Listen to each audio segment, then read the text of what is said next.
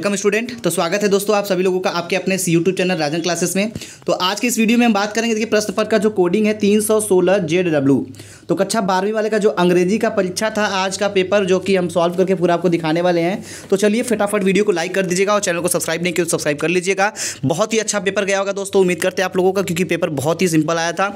तो चलिए बिना देर के पेपर को थोड़ा सॉल्व करते हैं। अगर आप 100 में से 100 पाना चाहते हैं तो चैनल को सब्सक्राइब जरूर कर लीजिएगा। बाकी सब्जेक्ट की भी तैयारियां हम कराते रहेंगे।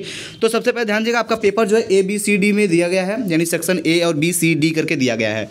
पहला क्वेश्चन आपका सेक्शन A में जो बोला गया है, मैंने आपसे पहले से बताया था कि आपको एक अनसीन पैसेज दिया जाएगा जो कि आपको ध्यान से पढ़ना होगा, और इसके द्वारा जो पूछा गया प्रश्न है वो भी आपको जवाब देना पड़ेगा। तो देखिए ये अनसीन पैसेज है और इसमें आपका जो क्वेश्चन है, यहाँ पे 5 क्वेश्चन पूछा गया है, 1 2 3 4 5। ठीक है, आप इसको किए होंगे और जब आप इसको पढ़ेंगे तो आपको खुद ही क्वेश्चन समझ में आ जाएगा और आप ये कर लेंगे।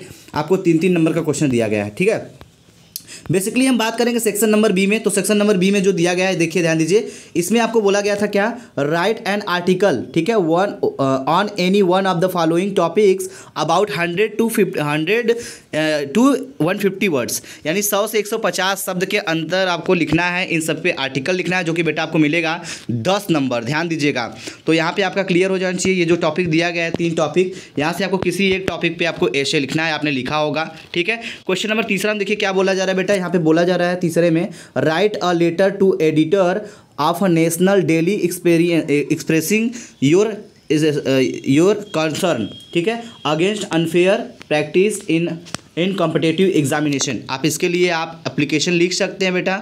ठीक है, एक लेटर लिख सकते हैं जो कि 10 नंबर का है। अगर ये नहीं करते हैं तो ऑप्शन में आप ये भी कर सकते हैं, write a letter to the principal of your college requested him to arrange, ठीक है, क्या है, कर circulation activities at regular travellers. तो आप इस पर भी लेटर लिख सकते हैं। आइए हम बात करते हैं ग्रामर पॉइंट से। तो ग्रामर पॉइंट से जब बात करेंगे बेटा, तो सबसे पहले यहाँ पे एक चीज़ हमें देखना पड़ेगा। क्या देखना पड़ेगा, ये आप बिल्कुल ध्यान से समझिएगा। ठीक है, इसमें देखिए दिया गया है, choose the correct option to the following question. तो यहाँ पे आपको दिया गया है क्वेश्चन, आपको फॉलोइंग करना है, तो बताइए कौन सा सही होगा। ठीक है, तो देखिए इसमें पहला है ए वाला जो है, one who does not believe in the existence of God is called. तो इसका क्या हो जाएगा, ये 4 आपको दिए गए ऑप्शन में इसका जो एक सही होगा, ऑप्शन नंबर 1 सही होगा। कौन सा सही होगा बेटा, तो इसका ये वाला ऑप्शन सही होगा, एथियस्ट। जो एथियस्ट को टिक किए होंगे उनका सही होगा। ठीक है, चलिए आगे बढ़े हम लोग। चलो बेटा आगे बढ़ते हैं। क्वेश्चन नंबर 2 में देखिए क्या बोला जा रहा है बेटा, इसमें बोला जा रहा है, क्या बोला जा रहा है, ध्यान दीजिएगा, the phrase act upon means.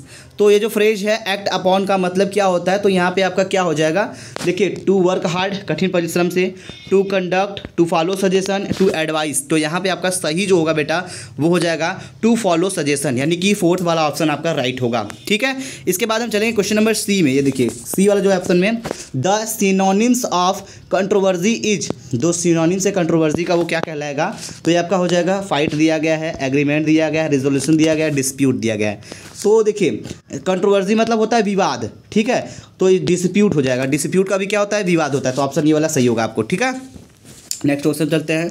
अगला क्वेश्चन देखिए बेटा, इसमें बोला जा रहा है कि डी वाले में, the antonyms of better is. The antonyms better is क्या होगा, इसका ऑप्शन कौन सा सही होगा, आपका ऑप्शन है, इससे देखिए वर्ड्स यहाँ पे दिया गया, क्या यहाँ पे दिया गया, वर्ड्स बैड गुड रोस्ट, ठीक है, वर्ड्स दिया गया, तो इसका सही ऑप्शन हो जाएगा वर्ड्स। ठीक है, वर्ड्स आपका क्या होगा, सही होगा, तो इसको टिक कर लीजिए। अब आगे बढ़ते हैं हम लोग दोस्तों, ध्यान दीजिएगा, इसमें बोला जा रहा है, क्या बोला जा रहा है, इसमें ई वाले में क्या बोला जा रहा है कि Sardar Patel was one of the greatest man of India. और इसमें बोला जाए कि which word in the sentence is an error. इस सेंटेंस में वो कौन सा इस सेंटेंस में जो कौन सा शब्द है जो कि एरर है, मिस्टेक है, तो आपको बताना है। तो यहाँ पे बेटा ये जो मैन दिख रहा है, मैन, ये वाला एरर है। ठीक है, ये मैन आपका एरर में है। ठीक है, Sardar Patel was one of the greatest man नहीं, बल्कि क्या होगा, मैन होगा। ठीक है, MEN हो जाएगा, ये वाला होगा तो सही होगा। ठीक है, यही आपका क्या है, एरर है। आगे बढ़े हम लोग, तो इसका ये वाला ऑप्शन सही होगा बेटा, ध्यान दीजिएगा। नेक्स्ट क्वेश्चन चलते हैं 5वां वाले पे।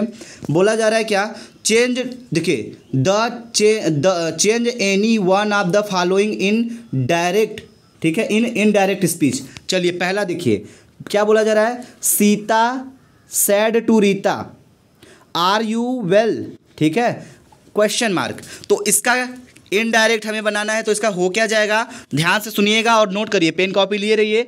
इसका हो जाएगा क्या, इसका हो जाएगा Sita asked Rita if she was well. ठीक है, क्या हो जाएगा, एक बार फिर से रिपीट करते हैं, नोट करिए। Sita asked Rita if she was well, ये आपका हो जाएगा इनडायरेक्ट स्पीच। ठीक है बेटा, अब इसमें ध्यान दीजिएगा, इन दोनों में से एक ही करना था। अगर आपको ये आ रहा है तो ठीक है, और नहीं आ रहा है तो जिन लोगों ने ये किया है वो भी मिला सकते हैं। The shopkeeper said to me comma noted comma do not stand in front of my shop. तो इसका होगा क्या, इसका हो जाएगा, ध्यान से सुनिएगा, पेन कॉपी लीजिए और नोट करिए।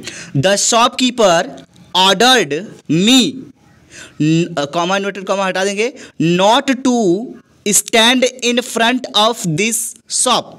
ठीक है बेटा, दिस नहीं बल्कि हिज हो जाएगा। ठीक है, माई की जगह हिज हो जाएगा। तो एक बार फिर से नोट कर लीजिए, इसका क्या हो जाएगा, इसका हो जाएगा the shopkeeper ordered me not to stand in front of his shop, ये हो जाएगा। ठीक है, आइए आगे बढ़ते हैं नेक्स्ट क्वेश्चन पे। अगला क्वेश्चन क्या है बेटा, ये ध्यान दीजिएगा। अगला क्वेश्चन जो इसमें दिया गया है बी वाला, combine any one of the following as directed.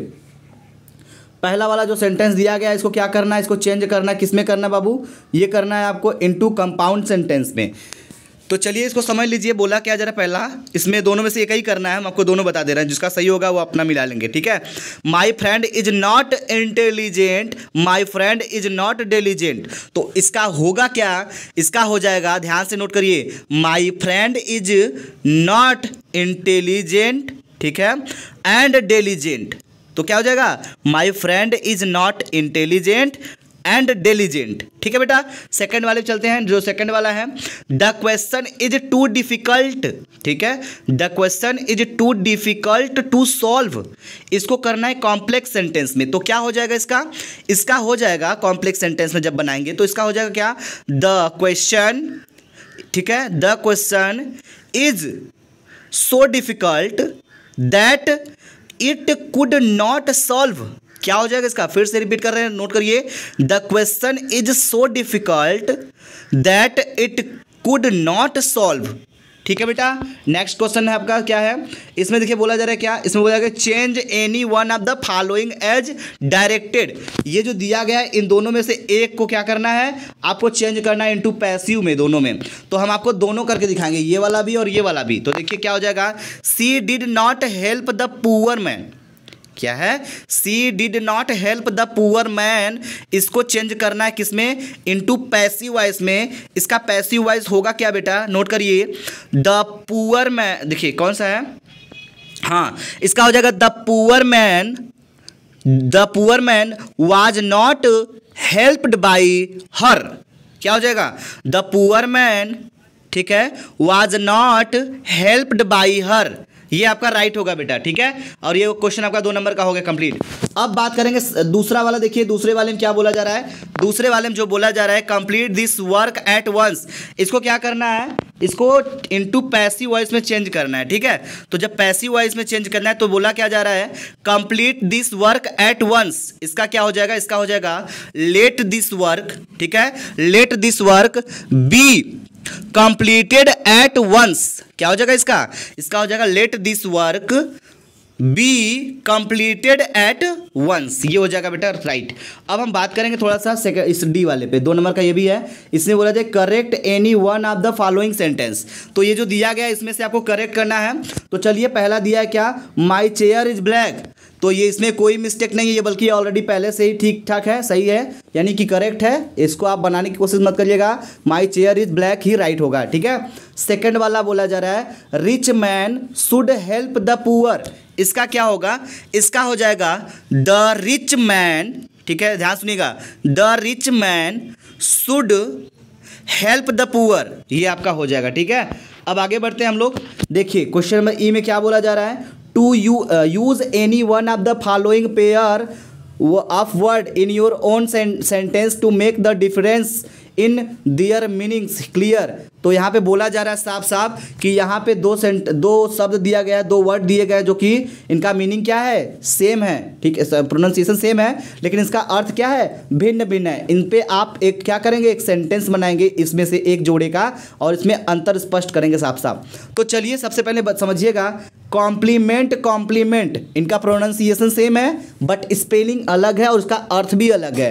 एक कॉम्प्लीमेंट का मतलब क्या होता है और दूसरे कॉम्प्लीमेंट का मतलब क्या होता है। जो पहला वाला कॉम्प्लीमेंट है उसको बोलते हैं पूरक, ठीक है। ये जो कॉम्प्लीमेंट है इसका मतलब होता है पूरक और इस कॉम्प्लीमेंट का मतलब क्या होता है, सम्मान होता है। नेक्स्ट टॉपिक के बारे में बात करेंगे बेटा, ध्यान दीजिएगा। ये जो सेकंड वाला है यहाँ पे दो ठो दिया गया, फेयर फेयर, ठीक है। FAIR, इस फेयर का मतलब होता है मेला और इस फेयर का मतलब क्या होता है, किराया, ठीक है।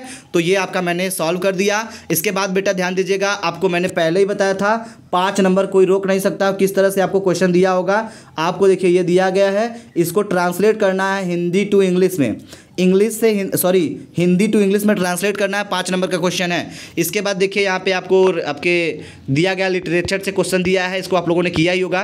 तो ग्रामेटिकल क्वेश्चन मैंने आपको सारा का सारा क्लियर कर दिया, बाकी जो सेंट्रल आइडिया आया था वो मैंने आपको बता ही दिया था।